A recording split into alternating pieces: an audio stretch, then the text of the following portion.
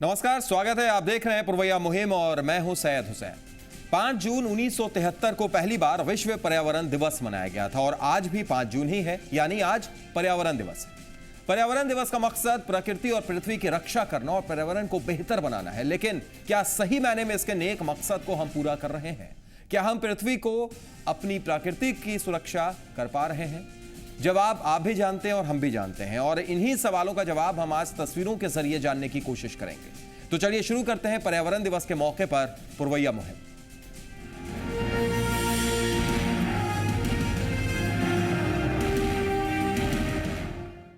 पर्यावरण दिवस के मौके पर आज पूरे देश में अलग अलग जगह कई तरह के कार्यक्रमों का आयोजन किया गया। प्रधानमंत्री नरेंद्र मोदी ने भी इस मौके पर वृक्षारोपण किया।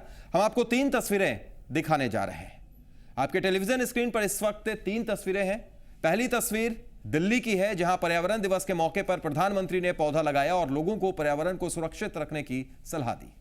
दूसरी तस्वीर में आप केंद्रीय मंत्री प्रकाश जावड़ेकर और भारतीय टेस्ट टीम के कप्तान विराट कोहली को देख सकते हैं। दोनों ने पेड़ लगाए और लोगों से पर्यावरण को सुरक्षित रखने की अपील की। तो वहीं तीसरी तस्वीर झारखंड के पाकुड़ की है, जहां विश्व पर्यावरण दिवस के मौके पर वन और पर्यावरण विभाग की तरफ से प्रभात फेरी भी निकाली गई, जिसमें जिला प्रशासन के तमाम पदाधिकारियों ने शिरकत किया।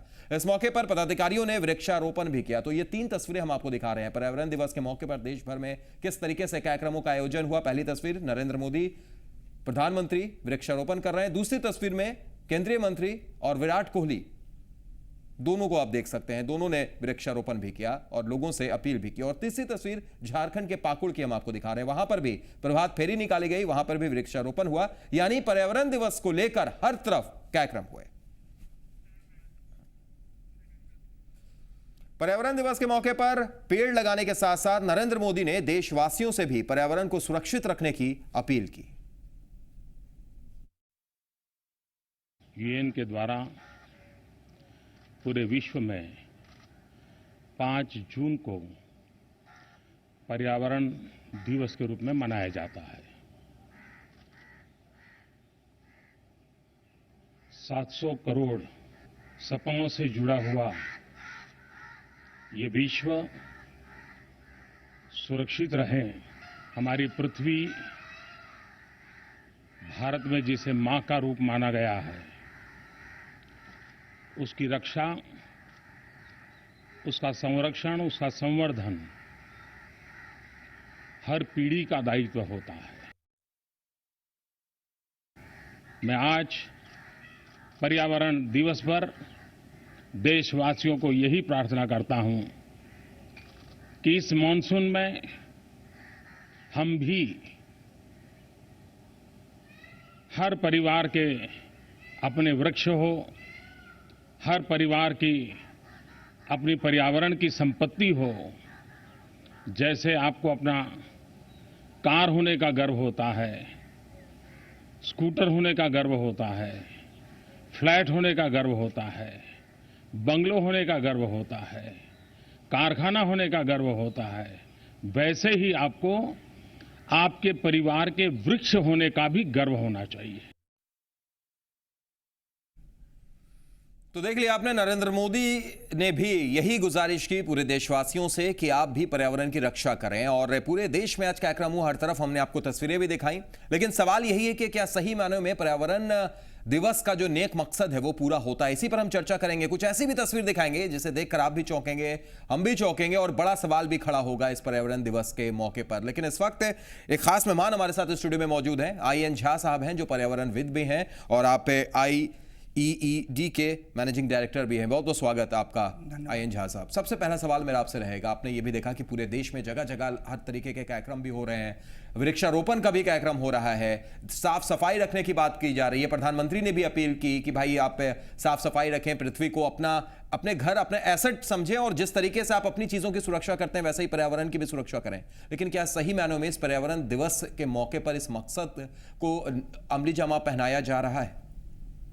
IN झा साहब जी, ये पर्यावरण दिवस के अवसर पर एक विशेष रूप से लोगों को एक जागरूकता आती है। खास करके ये एक हमारा बिहेवियरल एटीट्यूड है यदि हम आप व्यवहारगत आदतों को यदि जब तक नहीं बदलेंगे, और कभी भी बदल सकते हैं, कोई जरूरी नहीं है कि 5 जून को ही अपने व्यवहारगत आदतों को बदलने के लिए या पर्यावरण को सुधारने के लिए हम इस पर काम करेंगे। जैसे कि आप देख रहे हैं कि हमारा छठ का पर्व होता है और ये पर्व में 4 दिनों में पटना चकाचंद करने लगती है और गंगा के किनारे भी साफ सफाई हो जाती है। तो जब हम एटीट्यूड बदलते हैं, जैसा कि कहा गया है कि जो मनुष्य जो है सो पर्यावरण को नुकसान पहुंचाने के लिए पॉल्यूटिंग एजेंट है, और यदि मनुष्य अपने व्यवहारगत आदतों को बदल देगा, जो हमारा जो एक्सप्लॉयटेशन कर रहे हैं पर्यावरण को, उसको यदि हम कम कर देंगे तो निश्चित रूप से पर्यावरण में सुधार हो जाएगी। बिल्कुल, निश्चित रूप से पर्यावरण में सुधार हो जाएगा, जैसा झा जी ने भी कहा। लेकिन एक बड़ा सवाल यह है कि क्या सही मायनों में ऐसा हो रहा है?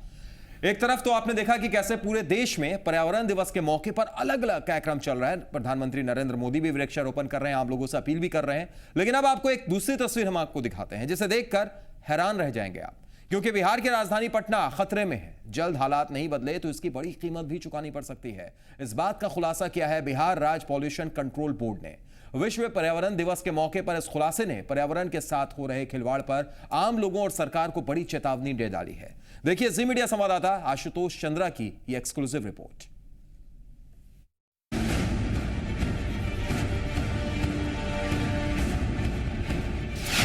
खतरे में बिहार की राजधानी, सांसद में पड़ी लाखों की जिंदगी, हर रोज मौत के करीब जा रहे लोग। पटना बन गया पॉल्यूटेड शहर। जी हां, यह खबर देखकर आप सोचने को मजबूर हो जाएंगे कि जो शहर राज्य की राजधानी है वो रहने के लिए सुरक्षित नहीं। बिहार में पॉल्यूशन जो है, जो सस्पेंडेड पार्टिकल्स पटना में बहुत ज़्यादा है। उसका कारण है कि जो बिल्डिंग मटेरियल है उसका ट्रांसपोर्टेशन में खुला रहता है, उसका भंडारण ठीक से नहीं हो रहा है। उसके अलावा जो व्हीकल्स हैं, आप जान रहे हैं कि, तो इसके चलते जो सस्पेंडेड पार्टिकल्स हैं वो ज़्यादा है और एयर पॉल्यूटेंट है। लेकिन और अलार्मिंग होते जा रहा है। यदि इस पर नियंत्रण नहीं किया जाएगा तो अलार्मिंग है। पटना में लगातार हो रहे कंस्ट्रक्शन वर्क की वजह से यहां वातावरण में धूलकण की मात्रा यानी RSPM तय सीमा से दोगुना से ज्यादा हो चुका है। वातावरण में धूलकण की मात्रा 60 माइक्रोग्राम पर क्यूबिक मीटर होनी चाहिए थी, पर यह मात्रा 150 माइक्रोग्राम हो चुकी है, जबकि सल्फर डाइऑक्साइड 50 माइक्रोग्राम क्यूबिक होनी चाहिए, लेकिन इसकी मात्रा 8.2 है। नाइट्रोजन डाइऑक्साइड की मात्रा 40 माइक्रोग्राम पर क्यूबिक होनी चाहिए, जबकि यह मात्रा 26.4 माइक्रोग्राम हो चुकी है। यह अलार्मिंग सिचुएशन है। वहीं साउंड पॉल्यूशन का हाल तो और भी बुरा है। 72 से 73 डेसिबल साउंड को औसत माना गया, जबकि पटना के कई इलाकों में यह आंकड़ा तय सीमा से 10 से 12% ज्यादा है। पर्यावरण दिवस है, क्या इस बात की जानकारी है आपको? जी नहीं सर। अच्छा, पर्यावरण को कैसे बचाएंगे ये पता है आपको? पेड़ लगाने से। आपको लगता है कि आम आदमी इतना सजग है? नहीं, उतना तो नहीं है, बट 20% के आसपास आदमी हैं ऐसे जो अपना ये पटना में पॉल्यूशन के कारण परेशानी होती है? ये बहुत। किस तरह का पॉल्यूशन यहाँ नज़र आता है? गाड़ी का पॉल्यूशन है, गंदगी बहुत ज़्यादा है, कचरा इधर उधर फेंका जाता है। मजेदार बात यह है कि लोगों को विश्व पर्यावरण दिवस के बारे में ही कोई जानकारी नहीं। हालांकि उन्हें इतना जरूर पता है कि पेड़ लगाने से हालात बदल सकते हैं, लेकिन पब्लिक ये भी मानती है कि पर्यावरण बचाने को लेकर आम लोगों का रवैया थोड़ा ढीला जरूर है। ऐसे में सवाल उठना लाजमी है कि पर्यावरण आखिर बचेगा तो कैसे। आशुतोष चंद्रा, जी मीडिया, पटना। तो देख लिया आपने, पॉल्यूशन को लेकर यह तस्वीर हमने आपको दिखाई, जो निश्चित तौर पर एक बड़ा सवाल खड़ा कर रही है कि एक तरफ पर्यावरण दिवस पर लाखों करोड़ों बातें होती हैं, वृक्षारोपण की बात होती है। आम इंसान को तो खैर ये भी पता नहीं है। कुछ लोगों से बात भी करने की कोशिश की संवाददाता आशुतोष चंद्रा ने, वो पर्यावरण दिवस के बारे में जानते भी नहीं है कि आज पर्यावरण दिवस है। बहरहाल हम लगातार चर्चा कर रहे हैं। पर्यावरण विद हमारे साथ मौजूद हैं IN झा साहब। झा साहब, आपने ये तस्वीर भी देखी और निश्चित तौर पर पॉल्यूशन को लेकर एक बड़ा सवाल जरूर खड़ा हो रहा है। हालांकि गंदगी को लेकर और दूसरी चीजों को लेकर भी हम आपको एक और पटना की तस्वीर दिखाएंगे, लेकिन उससे पहले इस पर थोड़ी सी प्रतिक्रिया आपकी कि कितनी ज्यादा पॉल्यूटेड आज हमारी राजधानी हो गई है। यूं कहें कि देश के सबसे ज्यादा पॉल्यूटेड राजधानी तो गलत नहीं होगा। निश्चित तौर पर में बिहार की राजधानी पटना अभी सबसे ज़्यादा निश्चित रूप से पॉल्यूटेड हो चुकी है।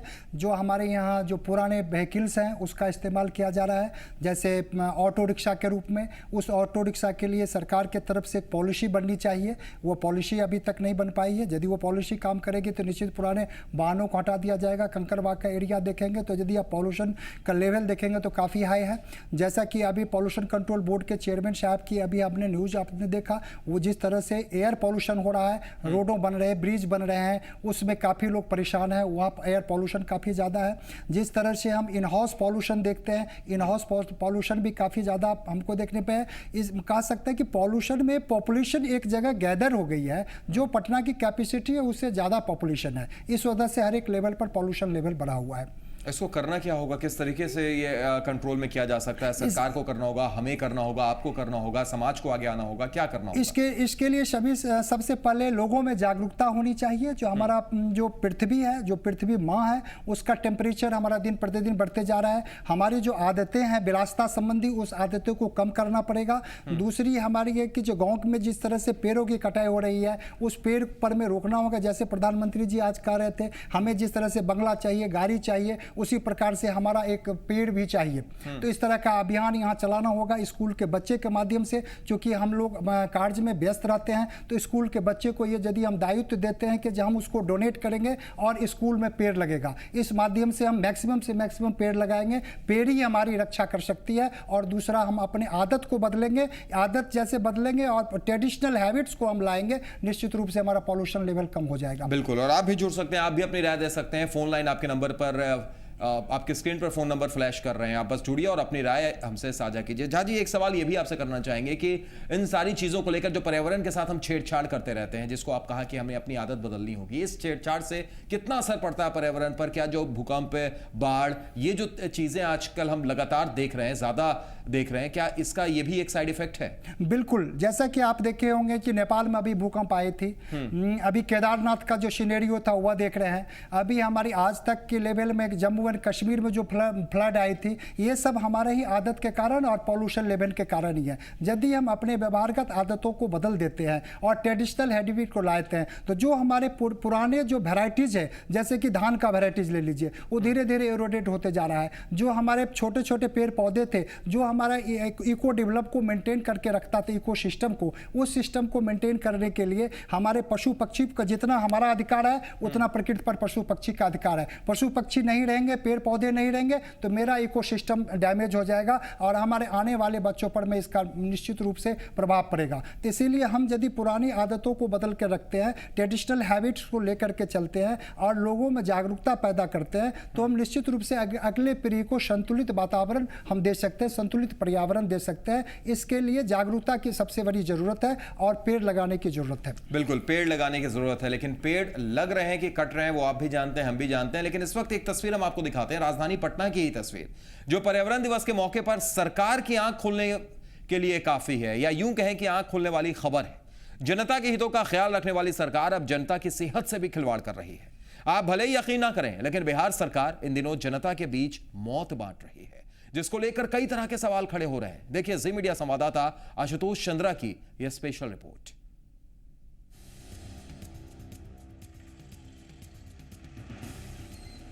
यह है पटना का गर्दनीबाग हॉस्पिटल। स्वास्थ्य विभाग ने इस हॉस्पिटल को सुपर स्पेशलिटी का दर्जा दिया है, लेकिन मरीजों का इलाज करने वाला यह हॉस्पिटल आज खुद बीमार होने की कगार पर है। वजह है हॉस्पिटल के ठीक बगल में हाल ही में बनाया गया ये डंपिंग यार्ड, जहां हर रोज सैकड़ों टन मलबा गिराया जा रहा है। घनी आबादी के बीच बनाए गए इस डंपिंग यार्ड की जानकारी नगर विकास विभाग के मंत्री तक को नहीं है। हालांकि मामले को तूल पकड़ता देख मंत्री जी जल्द समस्या से छुटकारा दिलाने का आश्वासन देते हैं। पूर्व से किया गया है, किस स्थिति में किया गया है मुझे जानकारी नहीं था, लेकिन विधानसभा में अल्पसूचित प्रश्न के तहत उसे उठाने का काम माननीय सदस्यों ने किया था और उसके तत्काल बाद उसी फाइल में मैंने आदेश दिया है प्रधान सचिव को कि अपने स्तर से इसका समीक्षा कर लें और वास्तव में यह जो माननीय सदस्य प्रश्न उठाए हैं, जिस बूंदी को रखे हैं, वह वास्तव में सही है, तो इमीडिएट उसको दूसरे जगह स्थानांतरित करके डंपिंग करने का व्यवस्था की जाए। लोगों की सेहत से खिलवाड़ की कहानी यहीं खत्म नहीं होती। पिछले कई सालों से शहर के बीचों बीच बीमारी का एक और अड्डा स्वास्थ्य विभाग ने चला रखा है। पटना के IGIMS हॉस्पिटल के पास घनी आबादी के बीचों बीच बायोमेडिकल वेस्टेज डिस्पोजल का प्लांट खुलेआम बीमारी फैला रहा है। ना तो कोई देखने वाला और ना ही कोई सुनने वाला। सूबे के डॉक्टर भी लोगों की सेहत के साथ किए जा रहे खिलवाड़ से बेहद चिंतित हैं। चलते हैं उस तरह के डंपिंग यार्ड से, उससे एस्थमेटिक अटैक या लंग्स के इन्फेक्शन भी हो सकते हैं। और कभी कभी हेवी मेटल्स उसमें डंपिंग यार्ड के द्वारा पानी में और अंडरग्राउंड वाटर को प्रदूषित कर सकते हैं, और उसको इंजेक्शन करने से, बार बार उसे लेने से कैंसर जैसी घातक बीमारियां भी हो सकती हैं। गवर्नमेंट को जितने भी बायोमेडिकल वेस्ट प्रोड्यूस हो रहे हैं उसके लिए एक डॉक्टर के साथ, एक वहाँ के जो नगर निगम के लोग हैं उनके साथ, सबके साथ बैठक करते हुए ऐसे स्थान को निर्धारित करना आवश्यक है जो कि डेंसली पॉपुलेटेड नहीं हो, शहर से थोड़ी अलग हो। जी मीडिया के सवालों से परेशान स्वास्थ्य मंत्री कहते हैं कि मीडिया ने राह दिखाई है तो रास्ता जरूर निकालेंगे। आप लोगों के इस सुझाव पर विचार किया जा सकता है, थोड़ी बात है। ऐसा थोड़े है कि आपका यह जो प्रश्न है मैनिपुलेटर थोड़े हैं, तो कंस्ट्रक्टिव है। इस पर तो मैंने विभाग को विचार करना चाहिए, और आप लोगों ने मुझे संज्ञान में दे दिया है तो विभाग के लोगों से बात करूँगा। सरकारी लापरवाही की वजह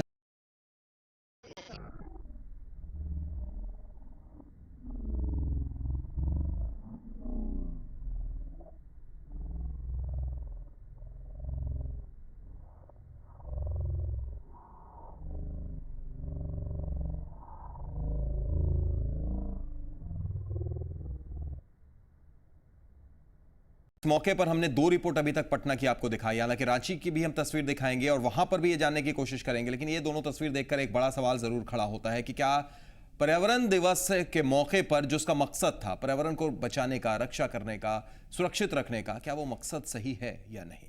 चलिए, एक और खास मेहमान हमारे साथ इस स्टूडियो में जुड़ चुके हैं। रांची स्टूडियो से भुवनेश्वर झा जी हमारे साथ मौजूद हैं, और आप भी पर्यावरणविद हैं। बहुत बहुत स्वागत है झा साहब आपका भी। आपसे भी एक सवाल करना चाहेंगे, हालांकि अभी तक रांची की तस्वीर हमने नहीं दिखाए, थोड़ी देर में आपको रांची की भी तस्वीर दिखाएंगे, और ये भी दिखाएंगे कि एक तरफ वृक्षारोपण की बात हो रही है तो दूसरी तरफ कैसे राजधानी रांची में पेड़ काटे भी जा रहे हैं। लेकिन उससे पहले आपकी एक छोटी सी प्रतिक्रिया हमें चाहिए, क्योंकि पटना स्टूडियो में हमारे साथ IN झा साहब मौजूद हैं, वो भी पर्यावरणविद हैं, आप भी पर्यावरणविद हैं। क्या ऐसी जो चीजें हम कर रहे हैं, पेड़ काट रहे हैं, हम प्रदूषण फैला रहे हैं, हम विकास के नाम पर पॉल्यूटेड कर रहे हैं पूरे सिटी को, गंदगी फैला रहे हैं, इसका कितना ज्यादा असर हमारे पर्यावरण पर पड़ रहा है?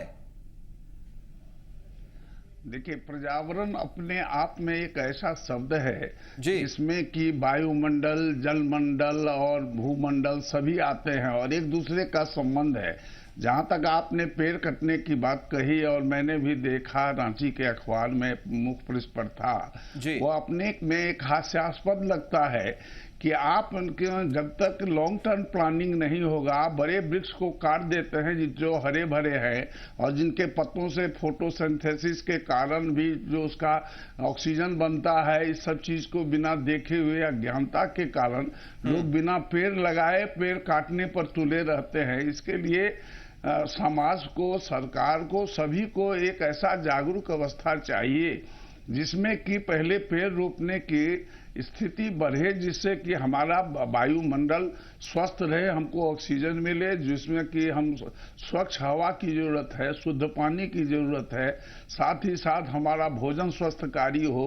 तीनों मिलकर के हमारा जो है जीवन यापन चलता है। अतः तीनों पर ख्याल रखना जरूरी होगा, जिसमें पेड़ अपने आप में बहुत बड़ा रोल करता है और उस पर ध्यान देना जरूरी है। काटने से पहले उसे सोचना चाहिए कि इसमें कितना क्षति होने जा रहा है वायुमंडल में, जबकि फोटोसिंथेसिस नहीं होगा तो ऑक्सीजन कितने कमी उत्पन्न करेगी। लेकिन लोग सड़क बनाने के नाम पर या बिल्डिंग बनाने के नाम पर बड़े बड़े बिल्डिंग, अट्टालिकाएं बनती हैं, पेड़ों को काट कर उसका दुरुपयोग करते हैं, उसकी महत्ता को नहीं समझते हैं। बिल्कुल बिल्कुल सही कह रहे हैं भुवनेश्वर झा साहब, और यही एक बड़ा सवाल खड़ा हो रहा है। इसी वजह से आज पुरवैया मुहिम हम इस टॉपिक पर कर रहे हैं, इस मुद्दे पर भी कर रहे हैं। हमारे साथ मौजूद हैं आईएन झा साहब। आईएन झा साहब, आपने ये भी तस्वीर देखी, पटना की एक और तस्वीर देखी आपने, एक तरफ गंदगी भी देखा, इससे पहले आपने पॉल्यूशन भी देखा। इन सारी चीजों को देखने के बाद सवाल किस पर खड़ा होता है? ठीक है, आम इंसान पर आपने बोला कि हमें भी अपने आप में थोड़ा परिवर्तन लाना पड़ेगा, लेकिन क्या यह सरकार की आंख खोलने वाली रिपोर्ट नहीं थी, जहां पर डंपिंग यार्ड आपने बिल्कुल शहर के बीचों बीच बनाकर रख दिया है? जी बिल्कुल, ये हम सरकार की मॉनिटरिंग मैकेनिज्म्स थोड़ी कमज़ोर है, जिसके वजह से ये डंपिंग स्टेशन इस तरह से बना हुआ है। और आईजीएमएस के प्रांगण के जस्ट बगल में जहाँ लोग बीमार होकर के आते हैं और वह खुद बीमार से ग्रसित रहते हैं, वहाँ पर मैं उनका बायोमेडिकल वेस्ट का डंपिंग करना, और हो सकता है कि जो मैंने अप्रैल से लेकर के मई और जून के 15 तक जिस तरह से पछवा हवा चलती है, उस तरह से वह जो खुले में उसका जो वेस्ट रखा हुआ है, वह उससे वाटर और फूड का कंटामिनेशन हो सकता है और हॉस्पिटल के अंदर भी हजार्ड्स होने की आशंका बढ़ सकती है। बिल्कुल, यही सबसे बड़ा सवाल कि बगल में यहाँ पर हॉस्पिटल। इस पर सरकार को नियंत्रण होनी चाहिए, उसको प्रोटेक्टेड एरिया में रखा जाना चाहिए, कवर्ड करके रखा जाना चाहिए।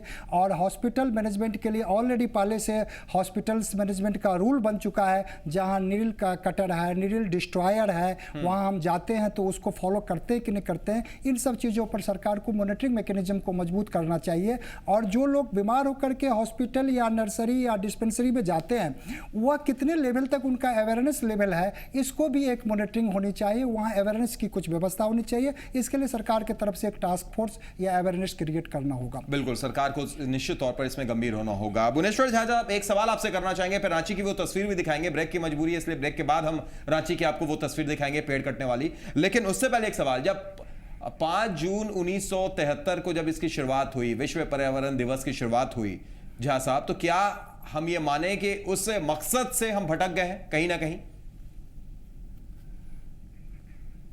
भुवनेश्वर झा जी, सुन पा रहे हैं आप?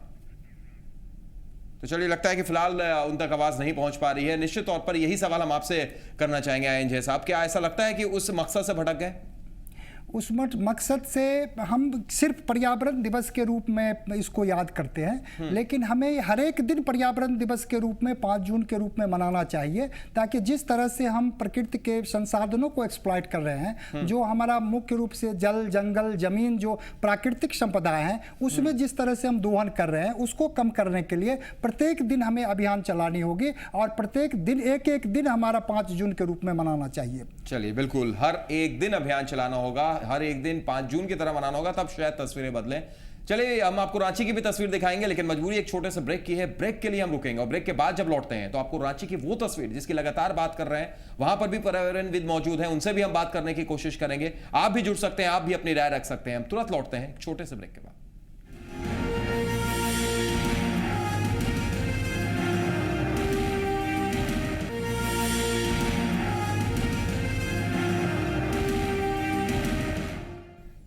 मेरे के पास स्वागत है पुरवैया मुहिम में। हम लगातार बात कर रहे हैं आज कि किस तरीके से पर्यावरण दिवस के मौके पर ऐसा लगता है कि मानो हम भटक गए हैं। एक तरफ वृक्षारोपण की बात होती है, दूसरी तरफ पेड़ कटते हैं, गंदगी, पॉल्यूशन। ब्रेक से पहले पटना की हम आपको तस्वीर दिखा रहे थे, अब रांची की एक तस्वीर आपको दिखाते हैं जो आप देखकर चौंक भी जाएंगे। विश्व पर्यावरण दिवस के मौके पर देश भर में जागरूकता फैलाने वाला कार्यक्रम हो रहा है। झारखंड में भी मुख्यमंत्री पेड़ लगाने की नसीहत दे रहे हैं, लेकिन इन दिनों रांची में विकास और सड़कों के चौड़ीकरण के नाम पर सैकड़ों पेड़ काटे जा रहे हैं। देखिए, रांची के उस हिनू इलाके का जायजा लिया है जी मीडिया संवाददाता सनी शारद ने, जिस इलाके में पेड़ों की अंधाधुंध कटाई चालू है। 5 जून को विश्व पर्यावरण दिवस के अवसर पर सरकार और विभिन्न समाजसेवी संस्थाओं के द्वारा पर्यावरण को सुरक्षित रखने के लिए कई जागरूकता फैलाने वाले संदेश दिए जा रहे हैं, पेड़ पौधे लगाए जा रहे हैं। लेकिन इस वक्त रांची के जिस इलाके में हम खड़े हैं, आप देख सकते हैं यहाँ पर पेड़ों की अंधाधुंध कटाई हो रही है। नली बनाने के नाम पर जिस तरह से पेड़ों की कटाई हो रही है, उससे कहीं ना कहीं रांची के खास करके मौसम पर, यहाँ के पर्यावरण पर काफ़ी प्रभाव पड़ा है। शायद इसलिए जो रांची कल तक कश्मीर से जिस रांची की तुलना होती थी, उसका मिजाज बदला हुआ है और हीट वेव का शिकार यहाँ के लोगों को होना पड़ता है। आप देख सकते हैं कि कैसे पेड़ों की कटाई हुई है। यह सिर्फ एक पेड़ नहीं बल्कि हजारों ऐसे पेड़ हैं जिसकी कटाई रांची में इन दिनों अंधाधुंध जारी है। वहीं दूसरी ओर सरकार पेड़ लगाकर यह संदेश देना चाहती है कि वो पर्यावरण की सुरक्षा के प्रति जागरूक हो और हर व्यक्ति पेड़ लगाए। आप देख सकते हैं यह रांची के हिनू का इलाका है जहां पर दर्जनों ऐसी पेड़ है जिसे काट दिया गया है, लेकिन इसके अलावे पेड़ काटने के बाद इसके बगल में कोई भी पेड़ नहीं लगाया गया है। रांची के ही एक निवासी हैं, उनसे जानते हैं। सर बताइएगा कि कितने पेड़ काटे गए हैं? देखिए, पेड़ की गिनती तो मेरे पास नहीं है। जगह मैं अभी देख रहा हूँ कि हिनू में मैं रहता हूँ और हिनू में जो पेड़ जो अभी आपका जो नाला बन रहा है, रोड के बगल में जो नाला बन रहा है, ये भी नाला भी उतनी ही आवश्यक है जितना कि पर्यावरण की सुरक्षा को प्रदान करना। तो अभी सरकार के सामने जो ये समस्या आ गई है, दोनों पर्यावरण और इधर नाला बनाना सड़क के बाहर में, जो सड़क के बगल में बन रहा है, बिल्कुल सरकार के सामने भी कहीं ना कहीं एक बहुत बड़ी चुनौती है कि कैसे वो विकास के मॉडल के साथ साथ पर्यावरण को कैसे सुरक्षित रख सके और दोनों के बीच कैसे सामंजस्य स्थापित करके बेहतर रांची का निर्माण कर सके, बेहतर झारखंड का निर्माण कर सके। यह देखने वाली बात होगी। कैमरामैन अरुण के साथ सन्नी सारद, जी मीडिया, रांची।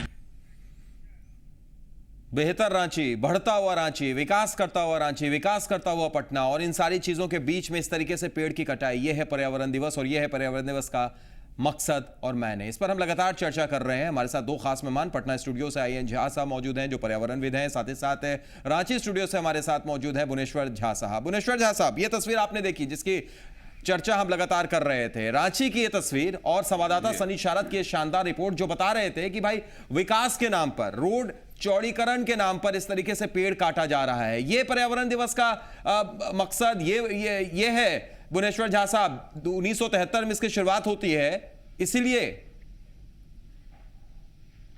देखिए इसमें सरकार और समाज जी दोनों की अहम भूमिका है पर्यावरण को रखने के लिए।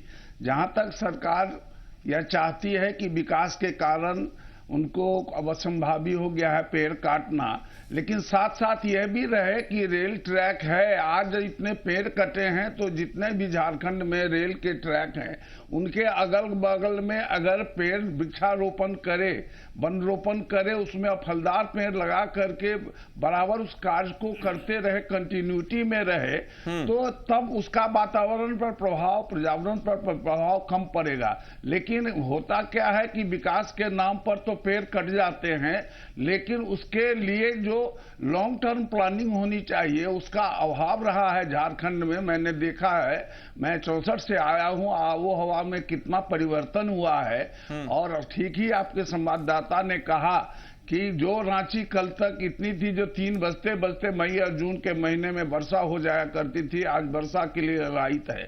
तो यह अपने आप में बड़ी भयावह स्थिति है और यहाँ के सरकार को, सामाजिक संस्थाओं को, धर्माचार्यों को, जो भी हितैषी हैं समाज के लिए, आने वाले पीढ़ी के लिए, उसके लिए यह जरूरी है कि जहां भी लगे लोगों में इस तरह का संदेश फैलाएं जिससे कि वृक्षारोपण हो। आज का दिन पर्यावरण दिवस से ज्यादा यह माने रखता है कि विश्व पर जो संकट छा रहा है उसको कैसे निवारण किया जाए। निवारण दिवस के रूप में मना करके लोगों को संकल्प लेंगे, तभी इस तरह के जो विनाशकारी भुवनेश्वर जी, बात रांची की हो या पूरे दुनिया की हो, आज ग्लोबल वार्मिंग से हम जूझ रहे हैं। क्या इसकी सबसे बड़ी वजह यही है कि जिस तरीके से पेड़ की कटाई हर तरफ पूरे दुनिया में हो रही है और इसी वजह से पर्यावरण दिवस को एक मनाया गया था, एक पर्यावरण दिवस की शुरुआत हुई थी कि कम से कम लोग अब वृक्षारोपण करेंगे, लेकिन लगता है कि वो जो मकसद है वो मकसद आज भी पूरे तरीके से पूरा नहीं हो पा रहा है।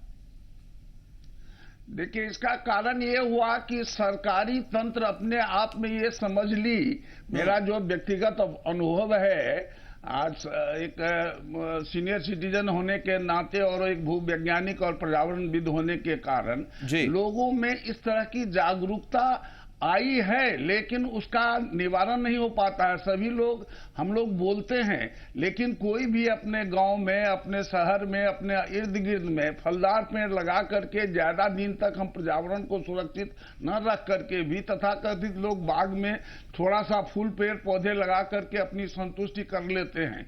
लेकिन इसका बराबर यह सोचना होगा कि जो चीज हमारे लिए जरूरी है, जो ऑक्सीजन जनरेट करती है, जो कि वायुमंडल को प्रदूषित नहीं करती कर पाएगी, उसके लिए हम क्या सोच करें।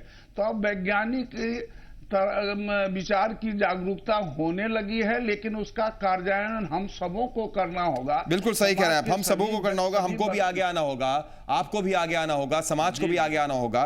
भुवनेश्वर साहब, एक बात हम आपको यह भी बता दें कि इस वक्त पटना स्टूडियो में हमारे साथ आईएन झा साहब जो मौजूद हैं, वो ये तस्वीर देख के बहुत ज्यादा मायूस हैं इस वजह से क्योंकि आपको 2013 में, यानी आईएन झा साहब को 2013 में नीतीश कुमार की तरफ से अवार्ड भी मिला था सबसे ज्यादा वृक्षारोपण करने का।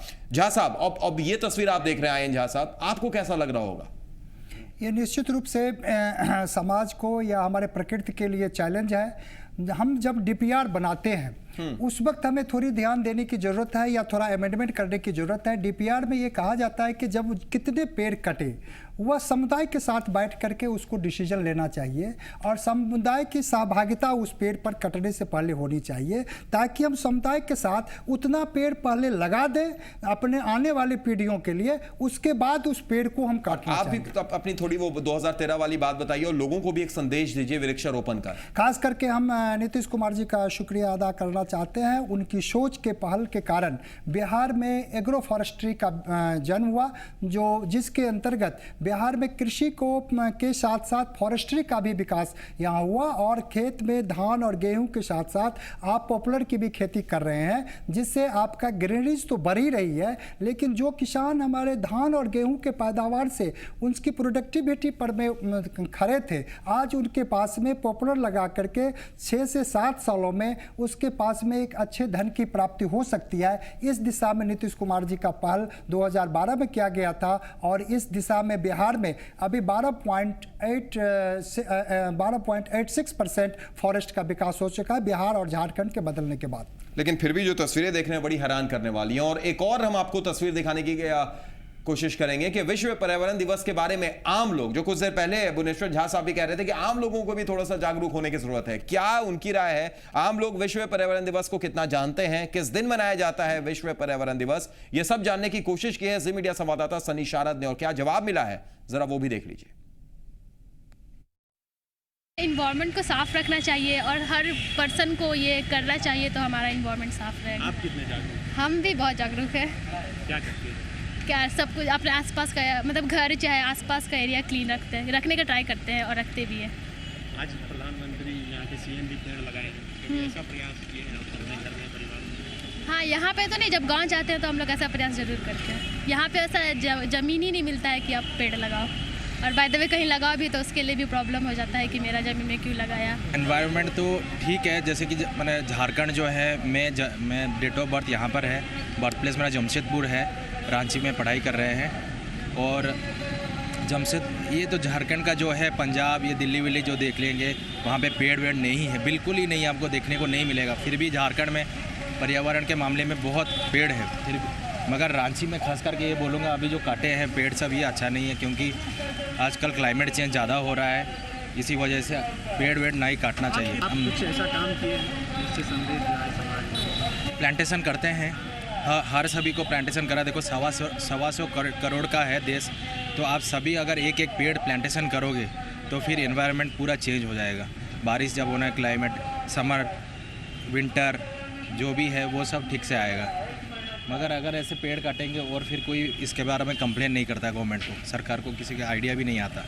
ये जो मोदी जी अभी बोले हैं वो भी कोई नहीं करता, जो कि फ़ोटो उठा के पोस्ट करो वो भी कोई नहीं करता, कोई करता है जो जागरूक है। मेरा तो मानना है कि पेड़ होना ज़रूरी है, क्योंकि रांची का पहले आज 10 साल पहले जैसा मौसम था, आज के कंपैरिजन में बहुत ज़्यादा गर्मी बढ़ गई, क्योंकि पेड़ इतने कट रहे हैं। तो मेरे हिसाब से तो पेड़ कटने चाहिए, पर जो कटते हैं तो उससे कम से कम आदमी को उससे दुगना पेड़ लगाना चाहिए, तो कुछ मेंटेनेंस तो होगा।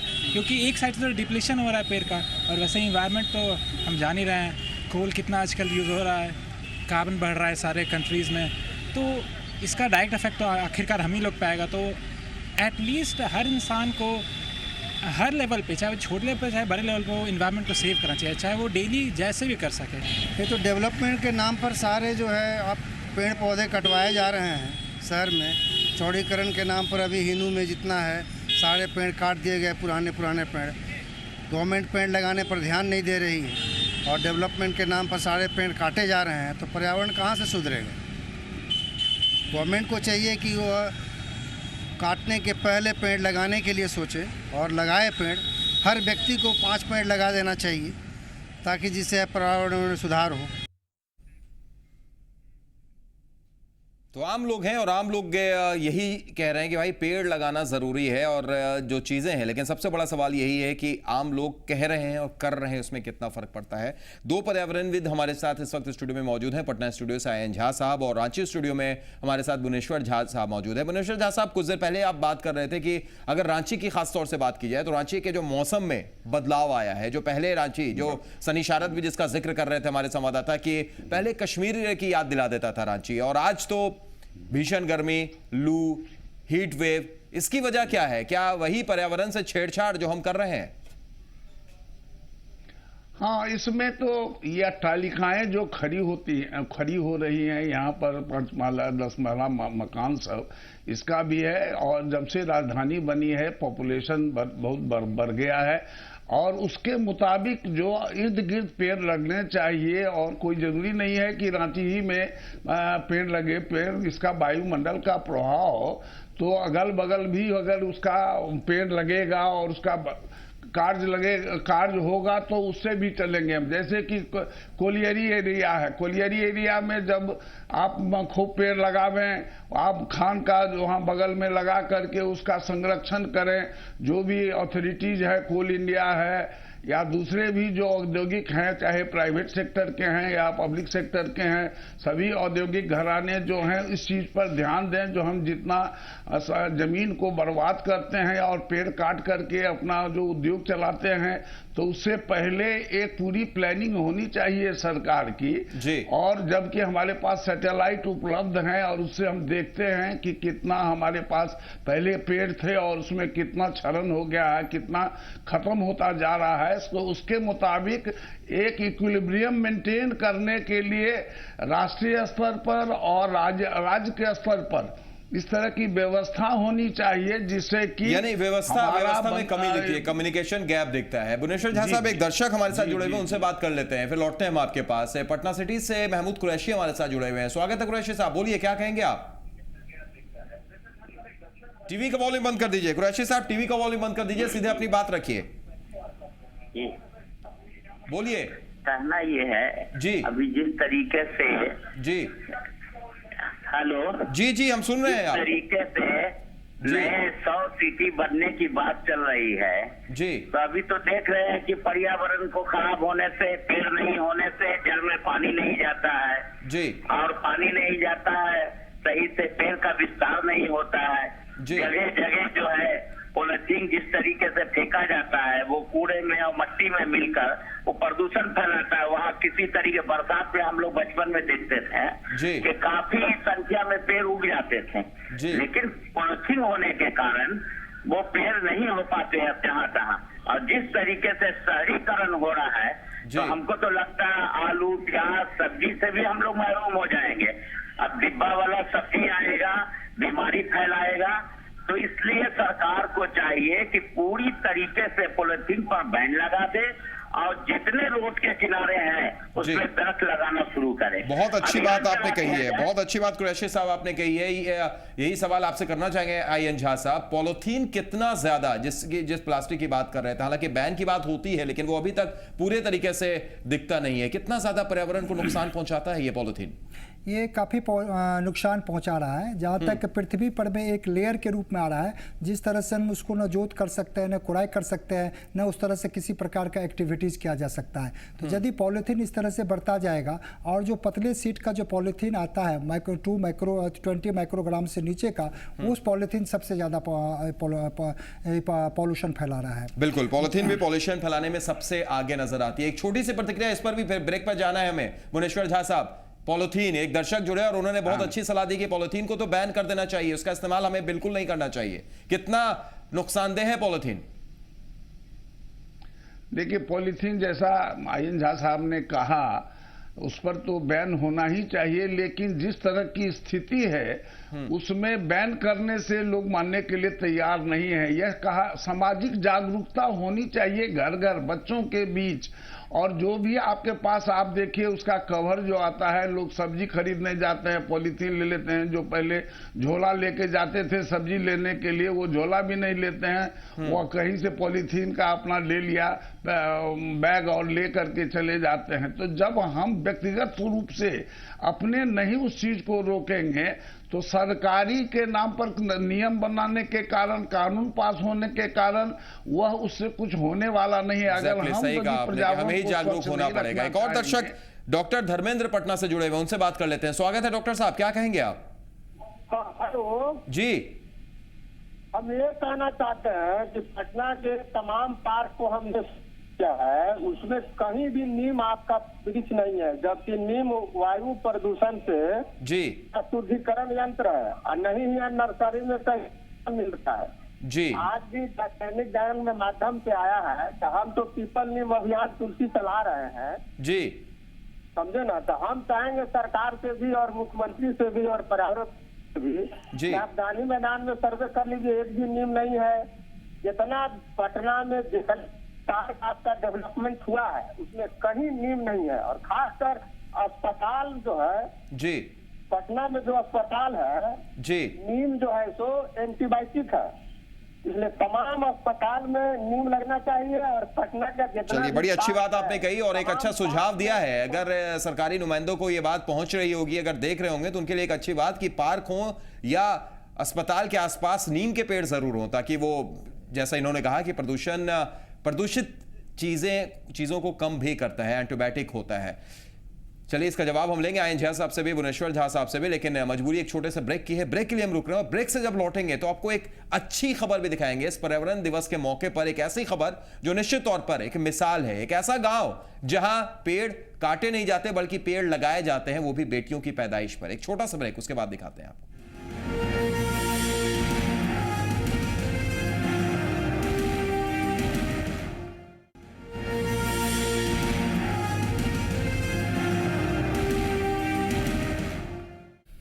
ब्रेक के बाद स्वागत है पुरवैया मुहिम में। आज हम बात कर रहे हैं पर्यावरण दिवस के मौके पर कि किस तरीके से पर्यावरण के साथ छेड़छाड़ की जा रही है। कहीं पेड़ कट रहे हैं, कहीं गंदगी, कहीं पॉल्यूशन। लेकिन इन सब के बीच में हमने आपको पटना की तस्वीर दिखाई, रांची की तस्वीर दिखाई, अब एक ऐसी तस्वीर दिखाने जा रहे हैं जो आपके चेहरे पर मुस्कान ला देगी और आप भी कहेंगे कि निश्चित तौर पर यह एक मिसाल है। जी हाँ, हमारी और आपकी खुशहाली की बुनियाद सिर्फ इस पर टिकी है कि कुदरत हमसे कितना प्यार करती है और हम उसकी कितनी रक्षा करते हैं।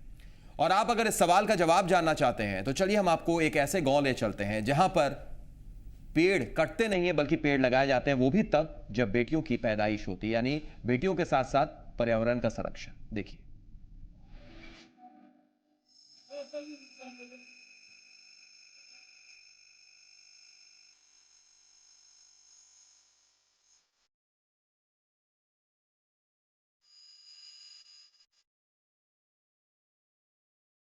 बाबुल के आंगन में बेटी के हाथों जिस पौधे की जड़ें रोपी जा रही हैं, उसी के फल से इस बच्ची का संसार सजेगा।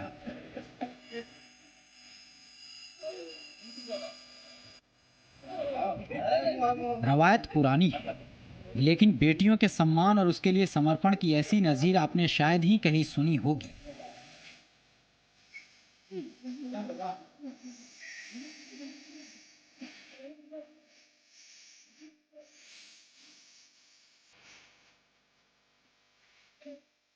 लिहाजा आप सारे काम छोड़कर इस कहानी को ज़रूर सुनिए, क्योंकि शुरुआत से अंत तक इस कहानी के केंद्र में वो बेटियां हैं जिन्हें आज के समाज में कुछ लोग बोझ मानते हैं।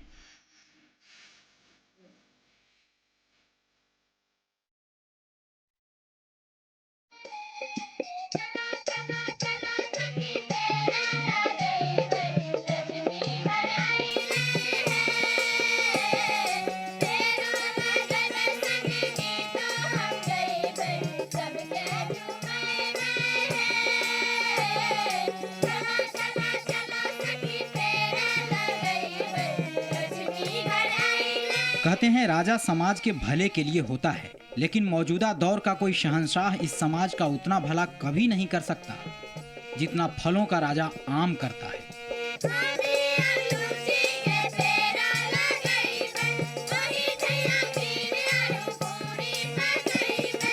ये आम इस गांव के लिए इतना खास है जितना बाहर के लोगों के लिए हीरा मोती होते हैं। क्योंकि यहाँ लोग आम को सिर्फ खाते नहीं, उसके साथ जीते हैं। इस गांव में तो यही ना, हरियाली पूरा एकदम छाया। आजकल के समय में तो एकदम सब वैरायटी आम आता है, हम लोग बहुत खुशी मनाते हैं। और फल जो होता है खाते पीते हैं और बिक्री भी होता है। अब बेटी जो जन्म लेती है ना, तो वही फल को बेचा जाता है और उससे बहुत ज़्यादा मात्रा में पैसा आता है। तो पहले तो पढ़ाई के लिए सोचते हैं, उसके बाद शादी के बाद तिलक उलक जो भी है खुशी खुशी हाल से यही फल से करते हैं, वृक्ष से करते हैं। धरहरा में बेटियों के बोझ नहीं मानने के पीछे आम का अर्थशास्त्र है। आम के फलों को बेचकर यहाँ की बेटियों को न सिर्फ पढ़ाया लिखाया जाता है, बल्कि उनकी शादी में आने वाले भारी भरकम खर्च भी आम के फलों को बेचकर ही निकल आता है।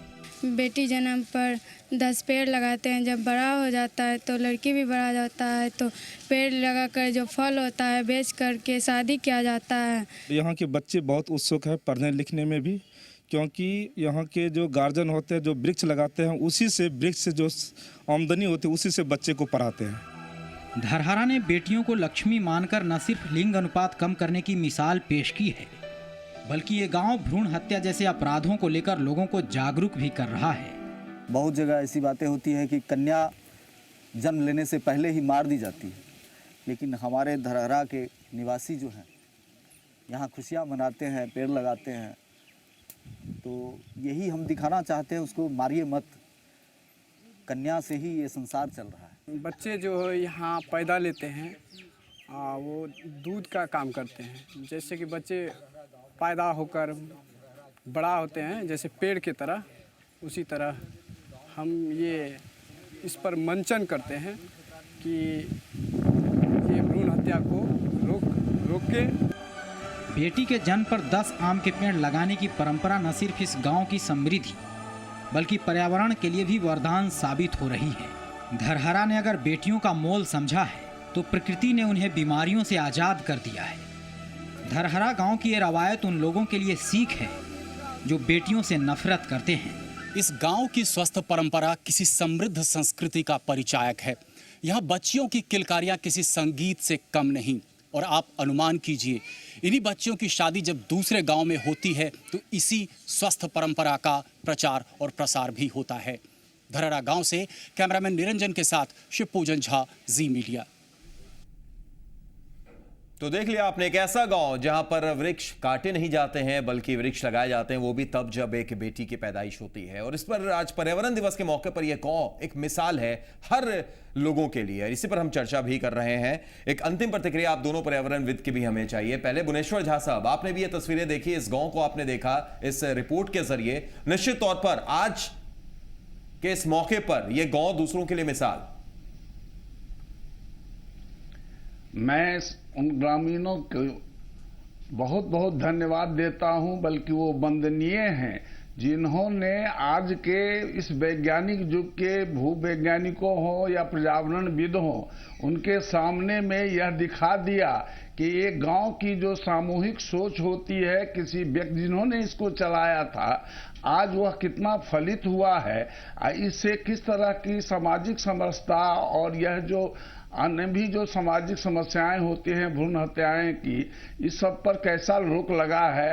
मैं जी न्यूज को धन्यवाद देता हूं कि इस तरह का उदाहरण पेश करके हमारे राष्ट्रीय स्तर के सभी गांवों के बीच में इस चीज को दिखाने की कोशिश किया है। अभी तक मैं उत्तराखंड के बारे में जानता था, सच्चिदानंद भारती जी के कार्यक्रमों को जानता था, किस तरह स्कूल बच्चों को लेकर के वह पर्यावरण को बचाए हैं और वृक्षारोपण किए हैं। लेकिन धरहरा गांव का यह कार्य आपने जिस तरह की प्रस्तुत की है, यह हमको बहुत आह्लादित किया है और मैं उन सबों को नमन करता हूं। यह अपने आप में एक संदेश है कि देश गांव से चलता है, उसके विकास से चलता है, उनके ग्रामीणों के सोच से चलेगा, न कि केवल सरकारीकरण के नीतियों से। बिल्कुल सही कहा आपने। एक अंतिम प्रतिक्रिया आपकी भी आई झा साहब। बहुत बहुत धन्यवाद जी न्यूज को, खास करके जो इस तरह के पिक्चर लिए हैं और इससे हमें सीख मिलती है। और देश के प्रधानमंत्री श्री मोदी जी से मैं आग्रह करूंगा कि यदि उनके वाणी से इस तरह का यदि विस्तार होता है तो पूरे देश में बेटी के जन्म दिवस के लिए और इसी तरह से प्लांटेशन करेंगे और उसी के फल से उसका शादी करेंगे।